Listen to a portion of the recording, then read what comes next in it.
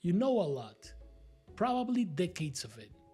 But if someone asked you right now, what do you actually sell? Could you answer that in one sentence? You see, knowing a lot and having something to sell are not the same thing. And until you close that gap, all that experience just sits there. Okay, so here's what this video is actually about. You already know enough. That was never in question. This is about turning what you know into one thing. One problem to solve, one path you walk someone through, and one outcome they walk away with. And when I say product here, I mean anything packaged clearly enough that someone can understand it and buy it. A consulting engagement, a coaching process, a workshop, a course, all of it counts. That's the shape you're about to build for yourself. Here's a story I think about a lot. Years ago, a friend of mine got the chance to start a retail promotion business inside a major retail chain as an outsourcing deal. That meant running in-store promotions and product demonstrations for other brands inside the chain stores as their outside contractor. She had worked for a similar company before, so she knew the work, but she had no idea how to actually start a business around it. We sat down together, maybe half a dozen times, and by the end, she had a name, a brand, and a real plan.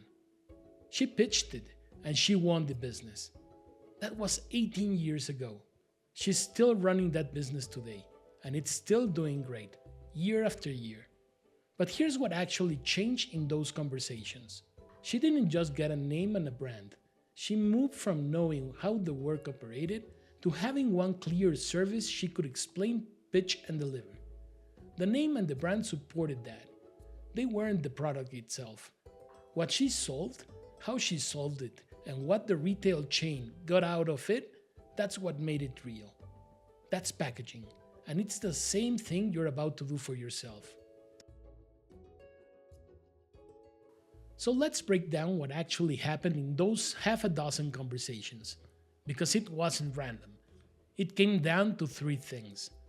First, we named the one problem she was solving. Just the one thing this retail chain actually needed from her. Second, we worked out the process, what she'd actually do, in order to deliver on that. Third, we checked one thing. Could someone hear the problem, the process, and the result, and understand it without needing 20 minutes of explanation? If yes, it was ready to pitch. If it took 20 minutes just to make sense, it needed another pass. That's the whole test. Name the problem, work out the process, and make sure the result is clear fast. Let me show you that test one more time, with a different kind of person, so you can see it's not just her story. Say someone spent 20 years running operations for restaurants, kitchens, staffing, supply orders, all of it. If you ask them what they know, they would probably say everything about running a restaurant. That's a lot of experience with no shape yet. So you would ask them the same three questions. What's the one problem people come to you for the most? Maybe it's this. New restaurant owners run out of cash in month 4 because they never planned for it. That's the one problem. Then, what's the process? Maybe it's simple cash forecast, done by hand, covering the first 6 months before the doors even open. Then the check. Could a new owner hear that explanation and immediately understand what they were buying? If yes, that's a product. One sheet, one problem, one outcome, clear on the first pass. Here's your version of that, right now. Take the one thing people already come to you for, the thing friends or old co-workers ask you about without being asked. Write down the process you would actually walk them through. Then say it out loud to yourself and time it. If you can explain the problem, the process, and the result in under a couple of minutes, you've got the shape of a product. If you want something to actually capture that on, the Rewired Life business plan in the description has a simple worksheet for exactly this: your problem, your process, your result. laid out on one page.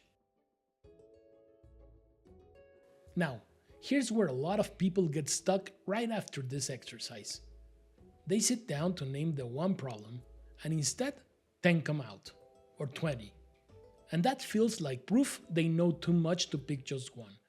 But it's actually the opposite. It's proof they haven't picked yet. Here's how to actually narrow it down. Look at your list and run each one through the 3 questions. Does this happen often enough that people are actually looking for help with it, not just once in a while? Does solving it create a result someone genuinely cares about? And can you picture the actual kind of person who has this problem right now? For my friend, it wasn't every skill she had from her old job. It was one specific thing this retail chain needed. That happened often, mattered to them, and she could picture exactly who needed it. That's what made it sellable, not the size of her experience. But here's the honest part. Everything so far only proves your idea is clear. It doesn't prove anyone will pay for it. Clarity gets you a product someone can understand. Only a real buyer, saying yes with actual money, tells you whether they want it. Now, that shape can show up in different forms. The product is the method. Consulting, coaching, workshops, and a course are just different ways of delivering that same method.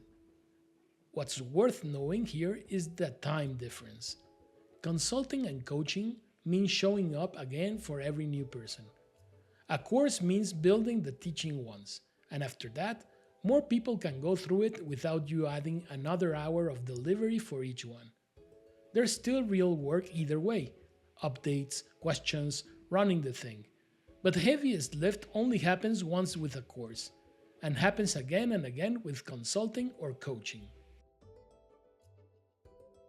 Here's where people get stuck though. Once they see the shape of a product, they want to build the whole thing right away. Polished, complete, ready for anyone. And that's the trap. The plan I built with my friend wasn't polished. It was a page, maybe 2. Enough to pitch, not enough to call finished. So don't build the whole thing first. Build the smallest version. 1 page, 1 real conversation with 1 real person willing to look at it. Test it before you spend weeks making it pretty. Think about the restaurant example again. Nobody needs a full course with modules and videos to find out whether the cash forecast idea actually helps someone. 1 real conversation with 1 real restaurant owner tells you whether the idea resonates, how they actually respond to it, and what still needs fixing. Not everything, but enough to know whether to keep going or whether someone would pay for it at all. If it works small, it's worth building bigger. If it doesn't, you just saved yourself the weeks it would have taken to find that out the expensive way. So here's what I want you to do right now if you can. Write down every problem people already come to you for. Don't filter yet, just get the list down. Then run that list through the 3 questions. Does it happen often? Does it matter to them? Do you know who has it? Write down the process you'd actually walk them through to solve it. Say it out loud to yourself, the problem, the process, and the result, and time it. If you can explain it in under a couple of minutes, that page is the start of your product. And then, choose 1 real person who has that problem, and show it to them. If you can see the beginning of a product here, but you're still unsure how it fits into a real business, the Rewired assessment is the next step. It will help you see where you're clear, where you're stuck, and what to work on next.